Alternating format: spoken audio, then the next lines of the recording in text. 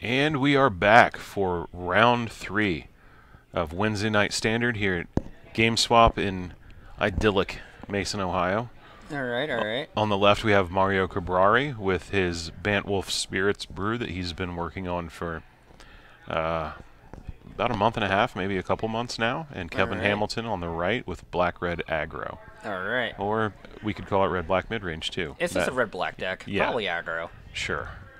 So notably, Mario, another local player with a fantastic finish in last weekend's Open, finished 20th with his brew. That's pretty impressive with a brew. Absolutely, absolutely. I have to say, I'm really proud of the local community and how well we represented at the Open this past weekend. Oh, I agree too. Like several local players did well in the Classics, Fallen, the Open. Yes, absolutely.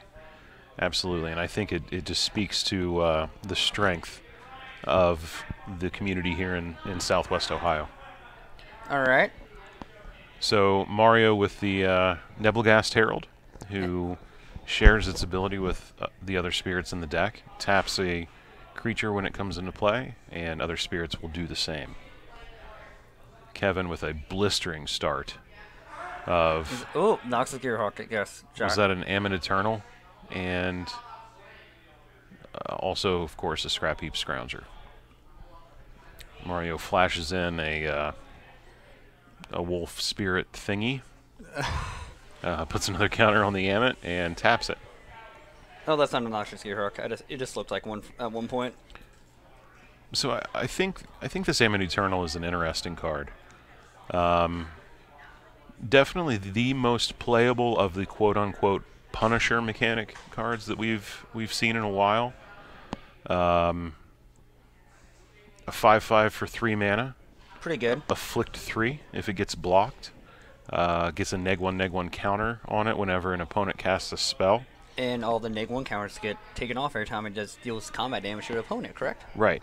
Yeah, so definitely creates some interesting decisions, and can set up situations where your opponent is darned if they do and darned if they don't.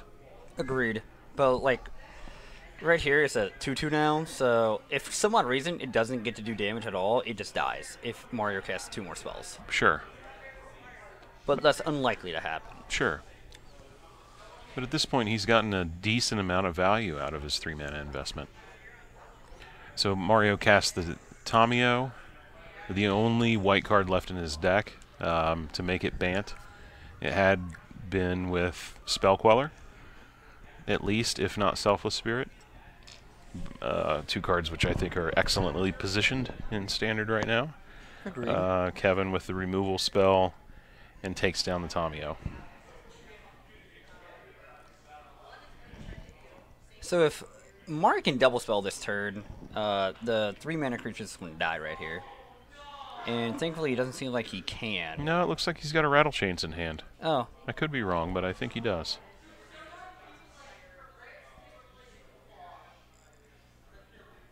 He does have Rattle Chains in hand. Yeah, so that Ammon Eternal is... going to die. Yeah. Definitely not Eternal. But do you think Kevin had that Eminent Eternal force Mario to cast spells in an unconventional manner? Or non-optimal? Yeah. I couldn't think of that word. No, I don't think so.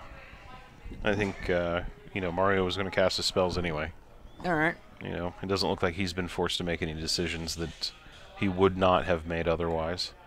Maybe running out this Rattle Chains before combat, but eh.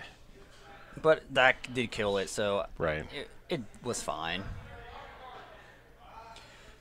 With the Oath of Nissa here, going to take a look at the top 3. Yep. Choose a land, creature, or planeswalker from among them. Ooh, I remember getting blown out by this card in Shadows Limited. Is that... What is that? Is that cat thing?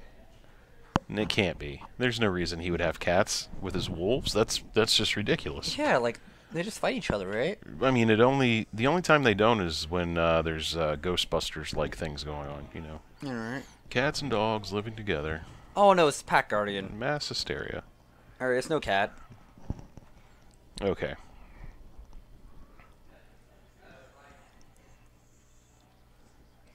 So you can do this in response to it being cast, not it entrant. Let's see what Kevin here does.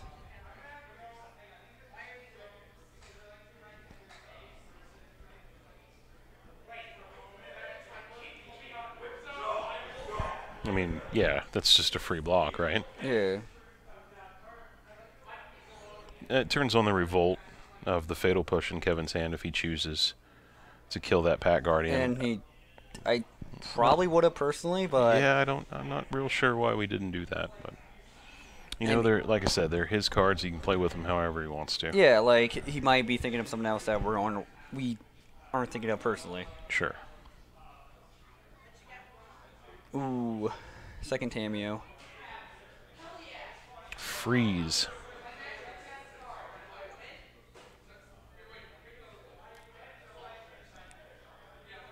Yeah, see, I mean, we're taking a lot less damage if we Fatal push the Pat Guardian. Pat Guardian last turn, yeah. So he can. All right, that's a card. Yeah, that was a good draw. Yeah, 3 mana, 3 power, sweater costs 2 bodies. Generally pretty good. Yeah. Not too concerned about throwing that Thopter in front of the Pat Guardian on the next attack. I wouldn't be. So, what do you think Mario here is going to do with the Tameo? Up or down? So, you only get, if you plus, you only get to draw a card if it deals combat damage to a player, right? I think it's just damage. It might just be damage. I could be wrong.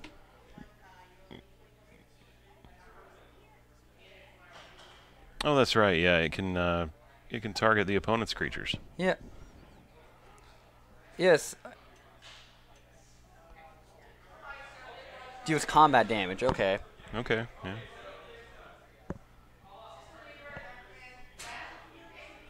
With Mario at 6, though, definitely not attacking. So he sings everything. Kevin sending the team over for a visit. Ooh. Let's see what he has in hand. Not anything that's going to kill that Lumbering Falls. It's got hexproof. Yeah, it's kind of hard to kill that card.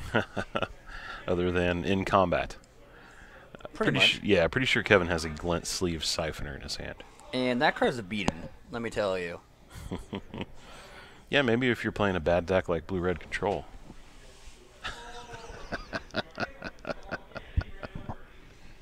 Nah, man, I just make spray it. It's fine. But it's we've seen similar cards like Dark Confidant. Like just being able to draw extra cards per turn is generally very powerful. Absolutely. Yeah, I mean, without a doubt. It is a good card. For sure. Whether or not it's going to be... I mean, the card drawing in this game as it stands is not going to be nearly as relevant as the Menace. I agree. Just being able to force Mario to block for 2 creatures is very relevant if he's just trying to clog the board at the moment. And he's not doing a good job at that as it stands itself. Mario gets to draw 2 cards from the Tameo trigger. Now, if Kevin does have 2 creatures in the graveyard, he can just bring back both Scrap Heats. Yep. And that should be game if he chooses to do that. And it looks like he has chosen to do that, leaving the Siphoner in his hand. I'm pretty sure Kevin just stops caring what Mario does at this point if you just want to bring back both Scrap Heats. Yep.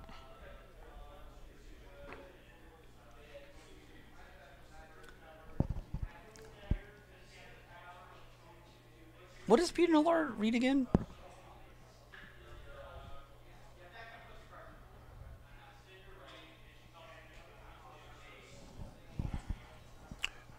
Yeah, Lucas, I would say that's a fair statement. However, there's no rule or law stating that a player must play the deck that is the community consensus better deck than the deck they've chosen to play. You know, I've known Kevin for a long time, and the man likes to beat down, and he likes to beat down on his terms. And he's certainly got an unconventional list here. Which is fine. Yeah, which is totally fine, but it's also got some very good Magic cards Yeah, in and it. they just rip. Sure. Alright, yeah, so he just got game 1 here. Yeah. because he put him in a position that he could just finish him off with ribbons. Yep. And Kevin told me earlier that Cut to Ribbons is currently his favorite card. yeah, Flame Slash, and being able to decide when to forcing the opponent just to have to play around ribbons as well. How you gonna play around it when you're getting beat down by Scrap Heap Scroungers? Exactly. Yeah, exactly. Yeah, Kevin told me that he has even gone so far as to cutting his own creature against a control deck so he could set up a lethal ribbons the next turn if they didn't have the counterspell. You know what? That happened to me before too. It didn't feel good. Exactly. Because like I don't want to counter the cut. Right. Of course not. It's like, yeah, you can cut your dude. Oh shit. So basically, at that point, I just hope they'd forget about ribbons. To answer your question, Lucas, I am not entirely sure. I think it's mostly based on cards in It's land base. Kaladesh. Yeah, the lands, and that's going to be. I mean, of course, depending on what's in Ixalan, but we do have access to some pretty good mana in Standard right now. A lot of high quality dual lands available. Yeah, the enemy fast lands were great. Fast lands, and those are going to stick around there in Kaladesh. Yeah. So we'll be losing the Tango lands. Yep. And the Shadowlands. Yeah, the Shadowlands are reveal lands. Tango lands from... And the man lands. Yeah. That the man lands going away is really going to change the format, I feel like. Well, I mean, Wandering Fumarole, I would say, is the most central to the strategy of the deck in which it is currently played. I didn't say that it was going to change the format for everyone. I mean, I can definitely say that Lumbering Falls was relevant for me. Yeah. I only played one of them, but there were definitely spots where it was very relevant. Shambling Vent in any of the decks that are playing black and white. Yeah. Black-white zombies being one of them. And Marty Vehicle is playing some number of Shambling Vent. Or the 2/1 double striker. Needle Spires? Needle Spires, yeah. It hits in Cragmire for the green-black decks. Yeah, that as well. I can't believe I almost forgot about that one. Right, yep. Because it's literally Doomblade on stick most of the time. Yeah, absolutely. Not Doomblade Murder. Well, whatever.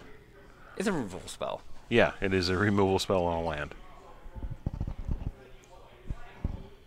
Alright, so we're going to game 2 here. Do you think any players have any cards worth mentioning bringing in for each other? I mean, I'm trying to think of what a blue-green deck would want in its sideboard for a matchup like this, and I mean, I honestly can't think of anything. Maybe on Summon to try to stay ahead on board. I just, I don't know that you're necessarily interested in a card like that, but I quite honestly, I have no idea what Mario would bring in here. If I'm Kevin, whatever removal I have that's in my sideboard, I'm probably going to bring it in. Alright.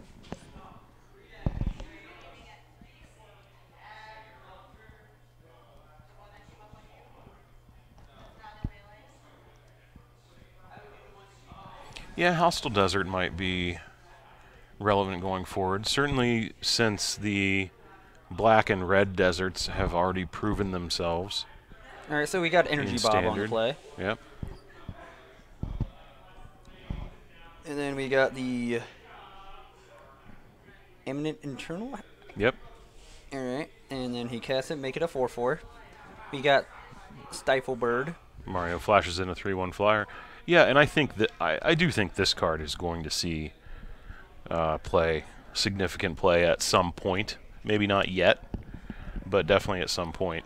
A 3/1 flash flyer for blue and 2 is a good deal alone, and so tacking on a useful ability to that, I just don't think it's quite found a home yet. I think there might be a very aggressive blue-white flyers deck out there. I certainly got beat down by one. The Flyers deck or the Stifle Bird? The Flyers deck. Alright. If he had Stifle Bird, he didn't have to show it to me because the games were short and savage. Alright. Yeah. No, I did manage to take it to a game 3. I lost the die roll, and that seemed to be the determining factor, to be honest. Yep. So, Tamio just drawing cards here with it, then Oath and Nissa. So we get the second Tamio when that one dies. Yep, just in case.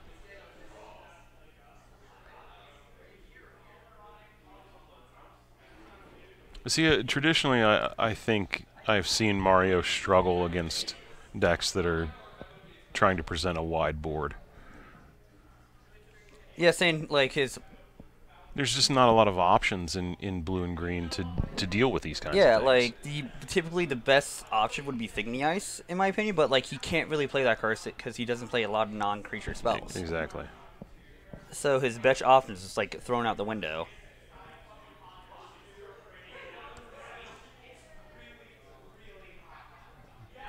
So no Energy Bob trigger here, but that's fine. He's just going to swing in Energy Bob for maybe 2 Tamio.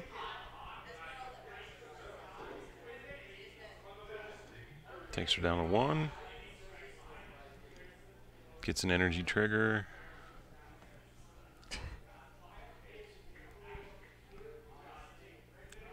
So Gifted Averborn. How do you feel about Gifted Averborn as a card, Jason? I think it's a good deal. I think 2 mana for a 2/3 lifelink Death Touch. It's a great card on rate. Agreed. It has seen play at certain points in previous iterations of Standard. Didn't Tom Ross play in his sideboard at one point? I can't remember specifically what it was, but I do know that they were, or that card was a part of the format for a brief period of time at some point in the recent past. Yes. I think when Green-Black Delirium was the deck to beat. I could be wrong. Alright. Like, because it's very hard for a multicolor deck to play that card just because of the heavy black mana cost in that card. Yeah, absolutely. So we got a Dreadwater Mountain in hand for Kevin here. We got the Tap Spirit. Yep. Alright, yeah, that will do it. With Kevin at 5 and Mario at 18. Yeah. Kevin knew he was dead in the air next turn. Yeah. Removal spell could have bought him a turn. That's about it. Yeah. Because Mario's deck just seems to be full of flyers. And he can just continually clock Kevin for as long as he needs to. Yep. Yeah, and that's certainly a viable strategy in Standard. The flying is good. Yeah. Flash flyers are even better. Yeah, look at Spellqueller. Mm-hmm. Now, the only card Kevin really has that can deal with flyers is Pia Nalar, because that's the only thing that makes a flyer as well. I'm talking about creature base, not just from removal. Yeah. So it may turn out that this is just simply a play-draw matchup. It's very possible. It happens. You know, I mean, especially between two decks that are trying to just swarm the board and swing beat down creatures. Yep. Mm-hmm. Yep, all about going first, getting that tempo, getting that first threat on the board. Yep. And I think, I do think Kevin has the advantage because of access to real removal spells. Yeah. Mario has to outmaneuver with permanents, while Kevin has permanents and answers to other permanents. Yeah, Mario's like biggest tempo swing in his deck is the Tamio. Yeah, exactly. Like, if he's able to like consistently get to the color requirements in 4 mana against Kevin to cast that Tamio in a stalled board state, he can just win the game just from that Tamio. Right, and Mario definitely has identified Tamio as the most important card in his deck, which is why he was willing to take that second one off the Oath of Nissa last game, because he knows that's how he buys enough tempo to stay ahead. Yeah. Without actual removal spells, and that's exactly what the card did last game. Most definitely. And why we're playing a game 3. So we're going to Mall 6 for Kevin here. He seems to be keeping. I see a basic Swamp. Going to the bottom. Swamp go. Do we see another land in his hand? Maybe second from last card? Yeah, he had to have had one. We kept the Abrade on top with no red mana. That's interesting. No, he scratched at the bottom. Oh, okay. He drew the Abrade without knowing. That's right. That's right. I mean, that happens. He might just get lucky and draw red source. Or third black. Push that guy, get in. Yeah, and if he had another 2-drop here, he would be miles ahead and a huge favorite to win the game. Yeah, but his hands just seems full of red removal, which doesn't seem that great right now. Well, ooh. Yeah, we're going to need that Scrap Heap Scrounger to do a whole lot of work. It's okay, another swamp. We got the 4 lands here. Yeah. Not that great, though. Yeah, looks like Mario's going to turn the corner here. Flip Duskwatch. Yeah. Ooh. Take, yep, 4. Red. Yep, now Mario ahead on board and ahead on castable cards in hand. Yeah. Yeah, this one not looking great for Kevin. Yep, yeah, and there's the tempo swing, yep. and I think that's going to be pretty much the game right there. Yeah. It's hard to play a red-black deck without the red. Well, it's hard to play any 2-color deck with only 1 color of mana. Kevin has sadly admitted that. Yep, that's going to be the game. It sucks, Kevin. Didn't really get to play Magic there. No, like, but even if he did, his hand was chock full of removal spells, and he only had the Scroungers with the 1 threat. So he was looking for that Scrounger to do a whole lot of work that probably wouldn't have gotten done. Possibly, he did have plenty of removal spells. Sure, but you still need to be attacking. Yeah. You know, you're still a beatdown deck. Most definitely. So, and along those lines, Jerry Thompson wrote an article a couple weeks back that really helped to inform my sideboarding approach. Might be useful for any of you guys out there. Basically, he looks at play draw as decisions about how reactive he wants to be. And reading that article really helped in my decision-making for how to sideboard Temur Energy. So that's something that you guys might want to look into. Basically speaking, when you're on the play, you have the tempo. You want more threats, less answers. So your hand. So what we saw with Kevin there does not happen. It was more answers than threats. Yeah, exactly. You do still want a little bit of a disruptive or removal element in your deck, but you want to be able to capitalize on the fact that you are going to be the first one that gets to play a threat to the board. And basically just forcing your opponent to have to deal with your threats as you just jamming out on the board. Exactly. So, yeah, that's going to do it for the 3rd round of Standard here at GameSwap in lovely Mason, Ohio. I am Jason Morgan. And I'm Robert Meadows. And it has been our pleasure to bring you these 3 rounds of hot, fresh Standard action. We will see you next week. Enjoy round 4 without our lovely voices. They're not really lovely, let's be real. And again, if you could be so kind, hit that subscribe button, at least the follow button. And there's also a Patreon if you are feeling particularly generous. All right. But thanks very much for tuning in tonight, folks. We'll catch you next week. And it's good to be back after a little break where my former partner, Kyle, decided he had better things to do. I mean, I think most people have better things to do. Okay, fair. All right. Thanks, folks. Have a good one. Have a nice night.